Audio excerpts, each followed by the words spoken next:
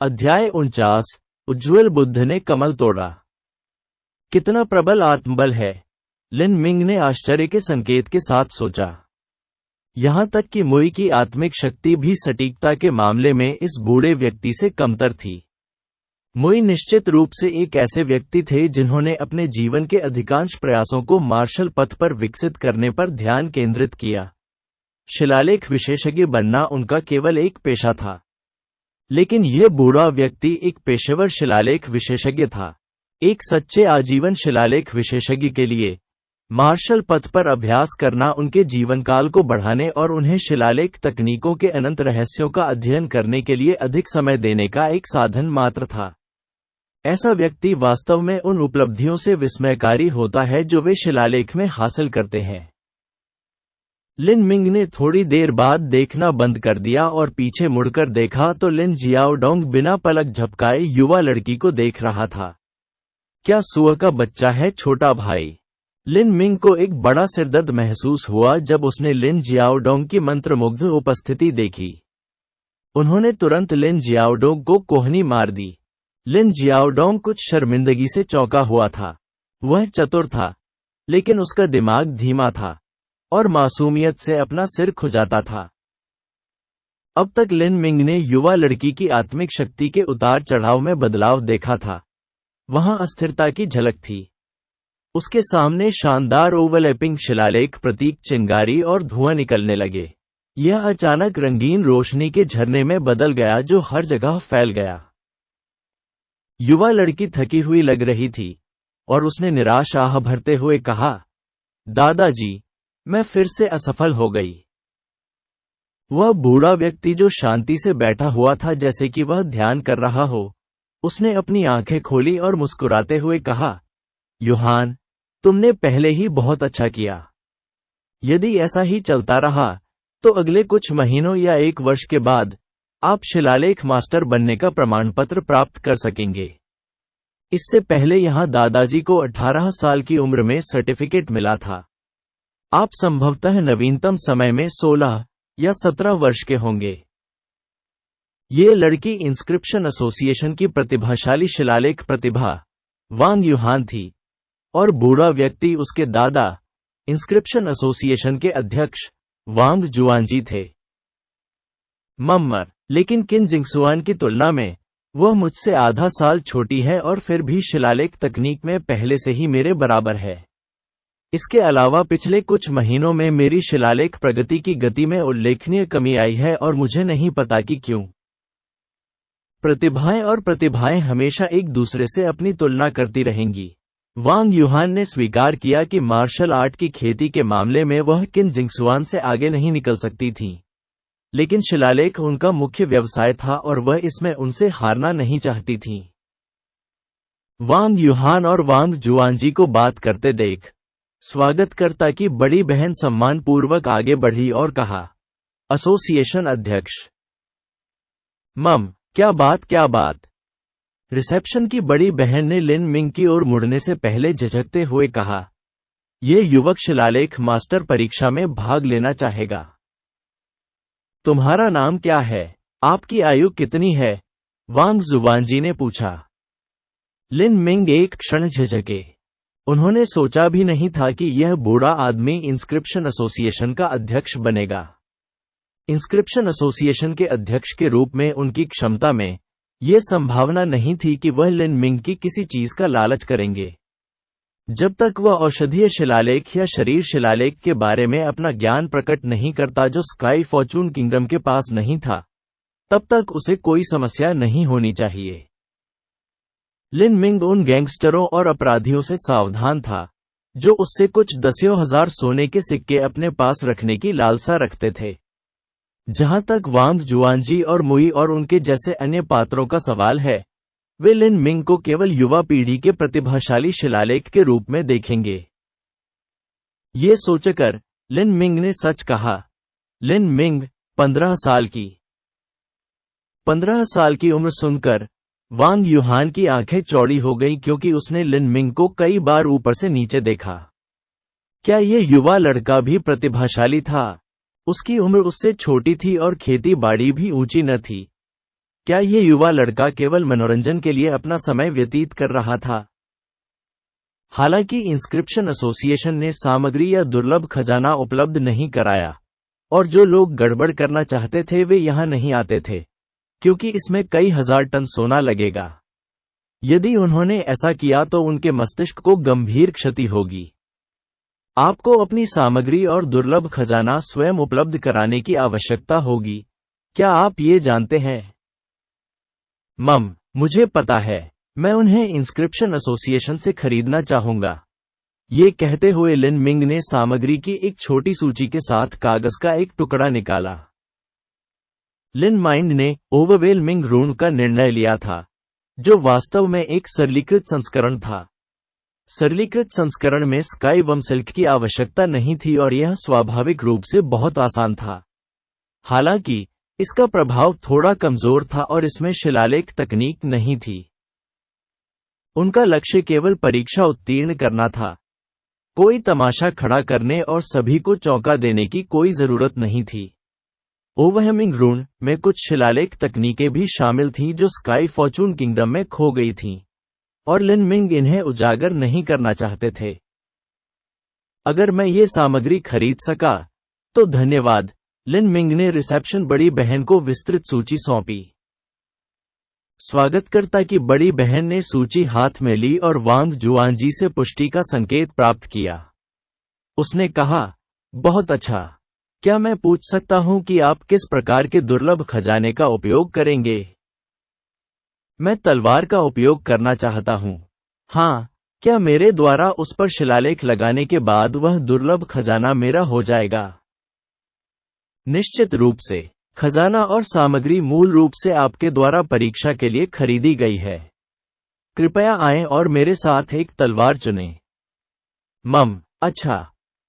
जैसे ही लिन मिंग चला गया, वांग यूहान तब तक उसकी पीठ को देख रहा था जब तक वह गायब नहीं हो गया, और उसने बुदबुदाया, दादाजी, ये युवा केवल 15 वर्ष का है और एक शिलालेख मास्टर के रूप में परीक्षण करना चाहता है।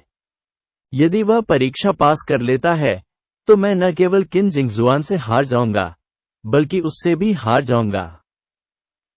वांग जुआनजी ने मुस्कुराते हुए उत्तर दिया, शिलालेख मास्टर बनने की परीक्षा कोई आसान परीक्षा नहीं है। चूंकि यह युवा लड़का एक शिलालेख मास्टर के रूप में परीक्षा देने की हिम्मत करता है, तो उसके पास अपनी अनूठी क्षमता होनी चाहिए, और शायद वह स्काई फॉर्चून किंगडम से कोई नहीं है। हो सकता है कि वह किसी एकांतरवासी गुरु का शिष्य हो। चूंकि उसकी प्राकृतिक प्रतिभा उत्कृष्ट है और वह लगन से अभ्यास करता है, वह 15 साल की उम्र में शिलालेख मास्टर परीक्षा देना चाहता है और स्काई फॉर्चून सिटी की शिलालेख प्रतिभा की युवा पीढ़ी को दूर करना चाहता है और अपनी खुद की विरासत और प्रसिद्धि बनाना चाहता है। हाँ, लेकिन यह इतना आसान नहीं है। जैसे ही वांग जुआनजी ने यह कहा, उन्होंने एक ध्वनि संचारित ताबीज जलाया और 2 शिलालेख मास्टरों को एक संदेश दिया जो आमतौर पर शिलालेख परीक्षा के लिए जिम्मेदार थे, और उन्हें एक साथ आने के लिए कहा। वांग यूहान ने अपने होंठ काटे और फुसफुसाए, मैं उससे नहीं हारूंगी। मैं किन जिंगसुआन से नहीं हारूंगा। इंस्क्रिप्शन एसोसिएशन के पास दुर्लभ खजाने थे जिन्हें उन्होंने विशेष रूप से परीक्षाओं में उपयोग करने के लिए रखा था। लिन मिंग ने अपने विकल्पों पर तब तक गौर किया जब तक उसने एक बहुत अच्छी लंबी तलवार नहीं चुनी और कहा, यह वाली। इस तलवार का मूल्य 3600 टन सोने का था और यह भंडारगृह में सबसे महंगे खजानों में से एक थी। स्वागतकर्ता बड़ी बहन को थोड़ा आश्चर्य हुआ। आमतौर पर शिलालेख मास्टर परीक्षा में भाग लेने वाले लोग अधिक मामूली और कम महंगे खजाने का चयन करेंगे। इस युवा लड़के ने वास्तव में इतनी महंगी चीज चुनी। ऐसा अवश्य होगा कि उसका परिवार अत्यधिक धनवान था या उसे स्वयं पर भरोसा था। लिन मिंग के अपने विचार थे। चूंकि उसे उपयोग के लिए एक दुर्लभ खजाना चुनना था, इसलिए वह स्वाभाविक रूप से कोई ऐसी चीज नहीं चुन सकता था जो बर्बाद हो जाए। ऊंची कीमत पर बेचने के लिए एक अच्छे शिलालेख प्रतीक के साथ संयोजित करने के लिए बेहतर गुणवत्ता वाले खजाने का चयन करना सबसे अच्छा था। हमारा खजाना एक बार बिक जाने के बाद बदला नहीं जा सकता, स्वागत करता बड़ी बहन ने कहा। वह नहीं चाहती थी कि लिन मिंग को ऐसा महसूस हो कि उसे धोखा दिया जाएगा, और वह ये सुनिश्चित करना चाहती थी कि यह तलवार वही है जो वह चाहता था। लिन मिंग ने 4 सोने के नोट निकाले और शर्मीली मुस्कान के साथ कहा, यह मैं निश्चित रूप से जानता हूं। मम, तो फिर मेरे साथ चलो। भुगतान समाप्त होने के बाद रिसेप्शन की बड़ी बहन लिन मिंग को उसके जाने से पहले परीक्षा कक्ष में वापस ले आई। शिलालेख कक्ष में दोबारा प्रवेश करने के बाद लिन मिंग ने देखा कि कमरे में 2 अन्य लोग थे जो लगभग 40-50 वर्ष की उम्र के लग रहे थे। एक अधेड़ उम्र का व्यक्ति था जिसने हरे रंग का लंबा गाउन पहना हुआ था और दूसरा मुस्कुराता हुआ व्यक्ति था जो कुछ हमेशा खुश रहने वाला, बहुत दयालु और बहुत मोटा बूढ़ा आदमी लग रहा था। ये दोनों इंस्क्रिप्शन एसोसिएशन के परीक्षा अधिकारी थे जो इंस्क्रिप्शन मास्टर परीक्षा के लिए जिम्मेदार थे। वांग जुवानजी आमतौर पर इन परीक्षाओं में शामिल नहीं होते थे, लेकिन इस बार उन्हें रुकने और अवलोकन करने में कुछ रुचि थी। क्या आप तैयार हैं? वांग जुवानजी ने पूछा। मम्मर, लिन मिंग ने सिर हिलाया। उसने लंबी तलवार शिलालेख वाले पत्थर के मंच पर रख दी। इस प्रतीक के लिए सामग्री एक एक करके सामने आने लगी। इंस्क्रिप्शन एसोसिएशन सामग्रियों को पहले से ही काफी अच्छी तरह से संसाधित किया गया था, और लिन मिंग को उन्हें पीसने, शुद्ध करने, पिघलाने या कुछ और करने की आवश्यकता नहीं थी। हरे रंग का लंबा गाउन पहनने वाले मध्यम आयु वर्ग के व्यक्ति ने लिन मिंग को एक खाली नजर दी और कहा, इस परीक्षा की समय सीमा 2 घंटे है। यदि आपको लगातार 3 बार असफलता मिलती है तो आप असफल हो जाएंगे। यदि अंतिम उत्पाद की ताकत में 20% से कम वृद्धि हुई है तो वह भी विफल है। समझा? अच्छा, आप शुरू कर सकते हैं। अधेड़ उम्र के आदमी ने 1 घंटे का गिलास पलट दिया और उसके भीतर की रेत चुपचाप गुजरने लगी। लिन मिंग एक पल के लिए अपनी आंखें बंद करके आराम से बैठे रहे। उन्होंने अपने शरीर में वास्तविक सार को तब तक घुमाया जब तक कि यह इष्टतम स्थिति तक नहीं पहुंच गया, और फिर अपने हाथों को बाहर की ओर रखा। नीले रंग के रस की कुछ छोटी बूंदें उसकी हथेली पर उछली जैसे कि वे लिन मिंग के नियंत्रण में हों। यह केवल एक साधारण इशारा था, लेकिन उपस्थित लोग एक मजबूत आत्मिक बल में नीले रंग के रस को लपेटे हुए युवक को महसूस कर पा रहे थे। यह आत्मबल, मुझे डर है कि यह युवक 5वीं कक्षा का प्रतिभावान हो सकता है, वांग जुवानजी ने आश्चर्य से कहा। कोई आश्चर्य नहीं कि उसने केवल 15 साल की उम्र में परीक्षा देने की हिम्मत की। उसमें कुछ क्षमता है, अधेड़ उम्र के आदमी ने धीरे से सिर हिलाते हुए कहा। वांग यूहान ने अपने होंठ भींच लिए। उसने स्वाभाविक रूप से ली मिंग की आत्मिक शक्ति को भी नोट किया और वह मन ही मन बुदबुदाने लगी। 5वीं कक्षा की आत्मा प्रतिभा, यह मेरे जैसा ही है। अब से पहले मेरा एकमात्र प्रतिद्वंद्वी किन जिंगसुआन था, अब एक और प्रतिद्वंद्वी है। 5वीं कक्षा की प्रतिभा बहुत दुर्लभ थी। सामान्यतया एक मार्शल कलाकार की आत्मा प्रतिभा और मार्शल प्रतिभा में बहुत बड़ा अंतर नहीं होता है, लेकिन आत्मा प्रतिभा आमतौर पर मार्शल प्रतिभा से कम होती है। इसलिए उच्च श्रेणी की आत्मा प्रतिभा विशेष रूप से दुर्लभ थी। यदि 5वीं कक्षा की मार्शल प्रतिभा हर दशक में केवल एक बार देखी जाती है, तो 5वीं कक्षा की आत्मा प्रतिभा हर 2 या 3 दशकों में एक बार देखी जाएगी। वांग यूहान की मार्शल प्रतिभा केवल 4वीं कक्षा की थी, लेकिन उसकी आत्मा प्रतिभा वास्तव में उसकी मार्शल प्रतिभा से अधिक थी। यह संभवतः कुछ ऐसा था जो उसे अपने दादा से विरासत में मिला था। वांग यूहान की मध्यम 5वीं कक्षा की प्रतिभा शिलालेख प्रतिभाओं में बिल्कुल शीर्ष स्तर की थी, जो हर कई दर्जन वर्षों में केवल एक बार देखी जाती थी। इसके अलावा वांग जुआनजी बचपन से ही वांग यूहान का धीरे धीरे मार्गदर्शन कर रहे थे। अब शिलालेख तकनीक और प्रतिभा के मामले में वह किन जिंगसुआन के समान थी, लेकिन वह बड़ी भी थी। लिन मिंग के पास 5वीं कक्षा की आत्मा प्रतिभा नहीं थी, लेकिन उन्होंने जिस आत्मा कानून सूत्र का उपयोग किया वह ओवरबियरिंग सोल टैक्टिक था, जो देवताओं के दायरे से उत्पन्न हुआ था। इसलिए वह अपनी आत्मिक शक्ति को अच्छी तरह एकत्रित कर यह आभास देने में सक्षम था कि उसकी भुजाओं पर डोरियां बंधी हुई हैं। यदि लिन मिंग के उस प्रारंभिक आंदोलन ने वांग जुआनजी को चौंका दिया था, तो निम्नलिखित आंदोलन ने सभी को इसकी संभावना पर संदेह करने पर मजबूर कर दिया। जब नीले रंग की बूंदें लिन मिंग की उंगलियों तक पहुंची, तो उनकी उंगलियां धुंधलेपन की तरह कई हरकतों में हिल गईं।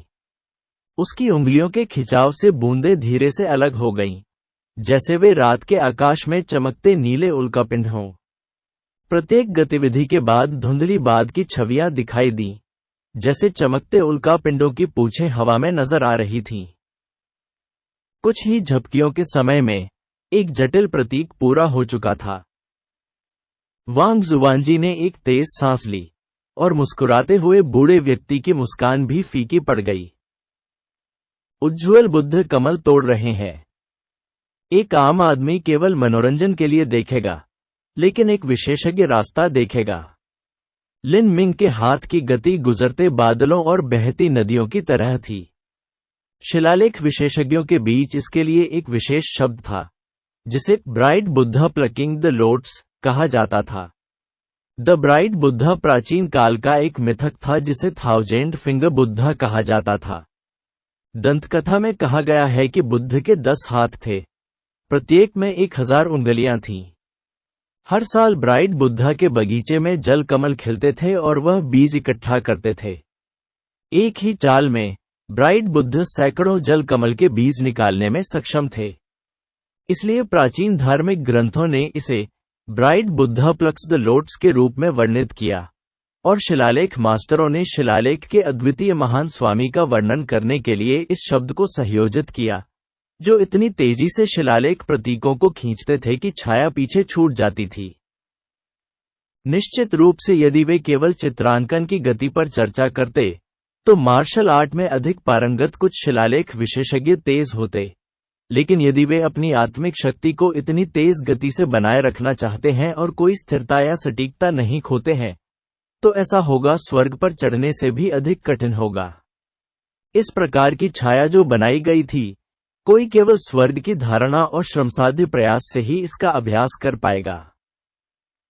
ये जवान लड़का कितने साल का था, भले ही उसने अपनी मां के गर्भ से ही शिलालेख तकनीक का अभ्यास करना शुरू कर दिया हो, लेकिन वह इतनी उंगली की गति में इतना माहिर नहीं होता। अध्याय 50 सामग्री प्राप्त करना। वांग जुआनजी तुरंत ये पता लगाने में सक्षम थे कि इस युवा की ड्राइंग तकनीक स्काई फॉर्चून किंगडम के किसी भी शिक्षण स्कूल से उत्पन्न नहीं हुई थी। उनकी तकनीकें अधिक जटिल और अतुलनीय रूप से सहज दिखती थीं। इस युवा का गुरु संप्रदाय स्काई फॉर्चून किंगडम की जड़ों से नहीं है, अधेड़ उम्र के आदमी ने कहा। मम्मर, और इसके अलावा उनका प्रशिक्षण स्कूल हमसे कहीं अधिक उन्नत है। हवा में रंग बिरंगी रोशनियां एक साथ खिल उठीं। उनके रास्ते दर्शकों की चौड़ी आंखों में रोशनी की राहें बुनते रहे और अपने पीछे एक चमकीला और झिलमिलाता धुंधलापन छोड़ गए। वांग यूहान ने अपनी सांसें रोक लीं। उस प्रतीक में मौजूद आत्मिक शक्ति ने ऊर्जा के सबसे उत्तम और सावधान परिवर्तनों का एहसास कराया। एक शिलालेख प्रतीक बनाते समय समझना सबसे कठिन कार्य यह आश्वस्त करना था कि प्रत्येक छोटी बारीकियों के लिए आत्मिक बल की सावधानीपूर्वक गणना की गई थी। छोटी सी अशुद्धि पूर्ण विफलता का कारण बन सकती है, लेकिन इस युवक के हाथ में हर छोटा बदलाव ऐसा था मानो वह सहज रूप से सटीक हो। अपने कुशल हाथों से उसने एक चित्रकार की तरह प्रतीक बनाया जो स्वतंत्र रूप से फूलों और पक्षियों को चित्रित कर रहा था, क्योंकि वे छोटे पक्षी उड़ने की इच्छा में अपने पंख फैला रहे थे। सबसे पहले वांग यूहान के मन में एक गुप्त डर था कि यह युवा लड़का उससे आगे निकल जाएगा। उसे उम्मीद थी कि वह यह परीक्षा पास नहीं कर पाएगा, लेकिन इस बिंदु पर वह पहले से ही पूरी तरह से प्रशंसा और विस्मय में डूबी हुई थी। इसके विपरीत अब उसके दिल में वह चाहती थी कि वह कभी न रुके, यह पूर्णता समय के अंत तक जारी रहे और उसके दिल में अफसोस का लेश मात्र भी न हो। यह भावना, यह उन संगीतकारों के समान थी जो प्रकृति और देवताओं के दिव्य गीतों को पूरी तरह से सुनने के लिए उत्सुक थे। या कलाकार जो सबसे अद्भुत और शानदार पेंटिंग को देखने के लिए उत्सुक थे जो कि सबसे महान चित्रकारों द्वारा सौंपी गई थी। पिछली पीढ़ियां केवल इस प्रकार की भावना ही मनुष्य को सभी विकर्षणों को त्यागने और अपनी कला के शिखर पर पहुंचने के लिए प्रेरित कर सकती है। इस सूक्ष्म युवा व्यक्ति के समर्पित चेहरे के भाव को देखकर वांग यूहान अंततः ये समझने में सक्षम हो गई कि उनकी शिलालेख तकनीक की खेती का विकास क्यों रुक गया था। ये बिल्कुल इसलिए था क्योंकि वह किन जिंगसुआन के बारे में बहुत अधिक परवाह करती थी और उसे डर था कि जिस रास्ते पर वह चली थी वह एक लड़की से आगे निकल जाएगी जो उससे आधा साल छोटी थी। लेकिन अब लिन मिंग की उत्तम शिलालेख तकनीक को देखकर वह अचानक सच्चाई से अवगत हो गई। ये भूमि अनंत और असीम थी। उनके जैसी अनगिनत अद्वितीय प्रतिभाएं थीं। शिलालेख तकनीकों में स्काई फॉर्चून किंगडम के युवाओं में नंबर 1 होना केवल बेकार का घमंड था। इस बात का कोई महत्व नहीं था कि वह किन जिंगसुआन से आगे निकल गई थी या नहीं। वह जिसका पीछा कर रही थी वह अब किन जिंगसुआन की छाया नहीं बल्कि उससे परे होगी। वह स्काई फॉर्चून किंगडम में नंबर 1 शिलालेख प्रतिभा बनना नहीं चाहती थी बल्कि शिलालेख के शिखर तक पहुंचना चाहती थी। 1 मिनट और 1 सेकंड बीत चुका था। लिन मिंग के सामने प्रतीकों और रनों की संख्या बढ़ती जा रही थी क्योंकि वे प्रकाश और अंधेरे झिलमिलाहट के साथ हवा में ओवरलैप करना शुरू कर देते थे, जैसे कि उनके पास एक जीवित सांस लेने वाली लय थी। लिन मिंग पहले से ही ओवरवेलमिंग रून से परिचित थे और इसे बनाना आसान था। शारीरिक परिवर्तन के दूसरे चरण के शिखर ने लिन मिंग को पूरी प्रक्रिया का समर्थन करने के लिए पर्याप्त सच्चा सार रखने की अनुमति दी। उसे कुछ महीने पहले जैसी कठिनाई झेलने की जरूरत नहीं थी। आज लिन मिंग का शिलालेख चित्रण विशेष रूप से सहज हो गया था। उसने अपना पूरा ध्यान प्रतीक बनाने में लगा दिया था और भूल गया था कि यह एक परीक्षा थी। उन्होंने दर्जनों रंगीन और शानदार प्रतीकों और रूनों को पूरी तरह से समाप्त कर दिया और फिर प्रकाश की एक चमक के बाद लिन मिंग की आत्मा शक्ति ने उन सभी को एक साथ ला दिया और वे एक लौ प्रतीक के 1 वर्ग इंच में संघनित हो गए। इस बार लिन मिंग ने इस प्रतीक को प्रतीक कागज के एक टुकड़े पर नहीं रखा बल्कि इसे लॉन्गस्वॉर्ड के साथ मेज पर ले गया और अपनी उंगली के झटके से प्रतीक ची के साथ लॉन्गस्वॉर्ड पर गिर गया और खुद को ब्रांड कर लिया। उस पर इसका अंतिम स्वरूप प्रचंड ज्वाला के समान था। समापन। लिन मिंग के हाथ में उस तलवार को देखकर वांग जुआनजी का दिल मंत्रमुग्ध हो गया और उसने अंतहीन प्रशंसा की। उसकी नजर तलवार की धार पर पड़ी और वह स्वाभाविक रूप से उस लौ प्रतीक की क्षमता को देख सका क्योंकि उसमें प्रकृति का आभास था। उन्होंने अपनी आत्मिक शक्ति को इसमें डुबो दिया और महसूस किया कि सच्चा सार सांस लेने की तरह आसानी से प्रसारित होता है।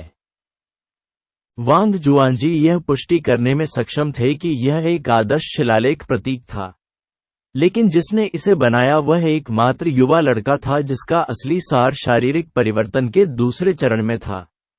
यह प्रतीक हथियार की शक्ति को कितना बढ़ा सकता है। शिलालेख प्रतीक की बढ़ी हुई ताकत की बात ब्लेड की तीक्ष्णता नहीं थी बल्कि सच्चे सार का संचलन और प्रवाह था। यदि शिलालेख चिन्ह प्रतीक कागज पर होता तो कोई भी यह निर्धारित नहीं कर पाता कि इससे शक्ति कितनी बढ़ जाएगी। यदि यह हथियार जैसे दुर्लभ खजाने पर था तो एक अनुभवी शिलालेख मास्टर खजाने में अपना असली सार डालने में सक्षम होगा और देखेगा कि सच्चे सार का प्रवाह शिलालेख प्रतीक से कैसे प्रभावित होता है। फिर वे यह बताने में सक्षम होंगे कि शिलालेख प्रतीक कितने प्रतिशत ताकत से दुर्लभ खजाने को बढ़ाएगा। वांग जुआनजी ने अपने हाथ में लंबी तलवार उठाई और अपना असली सार उसमें केंद्रित कर दिया। उसने अपनी आंखें बंद कर ली और संवेदनाओं को अपने अंदर समा जाने दिया। एक क्षण बाद उसकी आंखें खुलीं और हालांकि उसे पहले से ही अपने दिल में इसकी उम्मीद थी, फिर भी वह आश्चर्यचकित था। शिलालेख प्रतीक की बढ़ी हुई ताकत लगभग 32% थी। यह एक मास्टर क्लास शिलालेखकार का मानक था। 32% बढ़ी हुई सच्ची सार शक्ति। वांग जुआनजी ने चिल्लाकर कहा, ओह, अधेड़ उम्र के आदमी की भौहें तन गईं और उसने लंबी तलवार हाथ में ले ली। आमतौर पर प्राथमिक आरंभिक शिलालेख मास्टर को ताकत में 20% की वृद्धि भी मुश्किल लगेगी। ये युवा 32% तक पहुंच सकता है। ये ज्ञात था कि 20% के बाद हर थोड़ा और अधिक कठिन था। अधेड़ उम्र का यह व्यक्ति कई वर्षों से एक परीक्षा अधिकारी के रूप में काम कर रहा था। जब किसी शिलालेख प्रतीक का मूल्यांकन करने की बात आई, तो वह वांग जुआनजी से तेज थे और अधिक सटीक परिणाम प्राप्त कर सकते थे। 32% और 33% के बीच। अधेड़ उम्र के व्यक्ति ने मेज पर लंबी तलवार रखी और लिन मिंग को आकार दिया।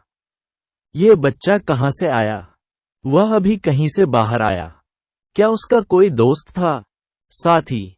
क्या यह संभव है कि वह किसी प्राचीन संप्रदाय के गुरु का शिष्य हो? एक प्राचीन संप्रदाय का शिष्य शिलालेख स्वामी बनने के लिए आवेदन करने के लिए स्काई फॉर्चून सिटी में इस शिलालेख एसोसिएशन जैसी छोटी जगह पर क्यों आएगा? बधाई हो, लिन मिंग। आपने परीक्षा पूरी तरह से उत्तीर्ण कर ली है, वांग जुआनजी ने कहा। धन्यवाद, एसोसिएशन अध्यक्ष। मम, क्या आप हमारे sky Fortune city inscription association में शामिल होने के इच्छुक हैं?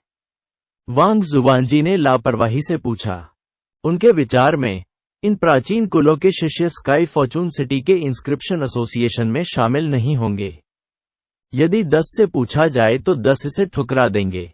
उसने कल्पना नहीं की थी कि लिन मिंग सिर हिलाकर जवाब देगा, हाँ, मैं चाहता हूं। ओह, वांग जुआनजी की भौहें चढ़ गईं। आप हमारी इंस्क्रिप्शन एसोसिएशन में शामिल होना चाहते हैं? मम, मैं इसी कारण से परीक्षा में भाग लेने के लिए यहां आया हूं। यह वांग जुआनजी को अपने मन में अजीब लगा। वह लिन मिंग के कारणों को समझ नहीं सके।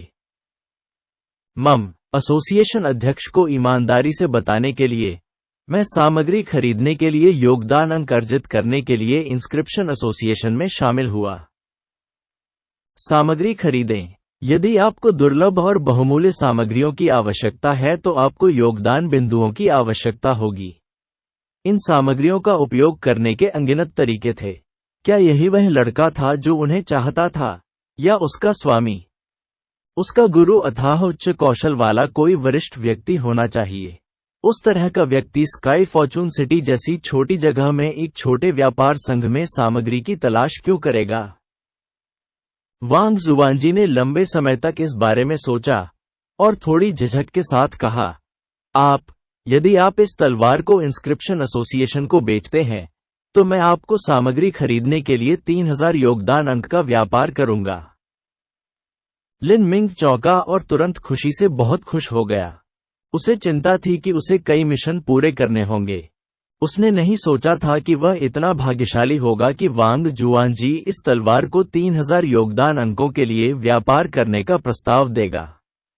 इससे पहले उन्होंने अपने औषधीय शिलालेख के लिए आवश्यक बहुमूल्य सामग्रियों की सूची देखी थी, और 3000 कोई छोटी राशि नहीं थी। यह उन सामग्रियों को खरीदने के लिए पर्याप्त था जिनकी उसे आवश्यकता थी। यह एसोसिएशन अध्यक्ष बूढ़ा शायद अध्ययन करने के लिए मेरी तलवार खरीदना चाहता था, लेकिन शिलालेख तकनीकें जटिल और विविध हैं। यहां तक कि शिलालेख तकनीक में पारंगत किसी व्यक्ति के लिए भी जांच करना मुश्किल होगा, भले ही वे सावधान रहें और बहुत समय व्यतीत करें। शायद वह शिलालेख प्रतीक के कुछ रहस्यों को उजागर करना और उसे पुनः प्रस्तुत करना चाहता था, लेकिन यह भी असंभव रूप से कठिन है। अगर वह ये तलवार खरीदेगा तो शायद उसे कुछ भी नहीं मिलेगा। ऐसा सोचते हुए लिन मिंग ने कहा, धन्यवाद एसोसिएशन अध्यक्ष, मेरे पास योगदान अंकों की बहुत कमी थी। विनम्र होने की कोई जरूरत नहीं है।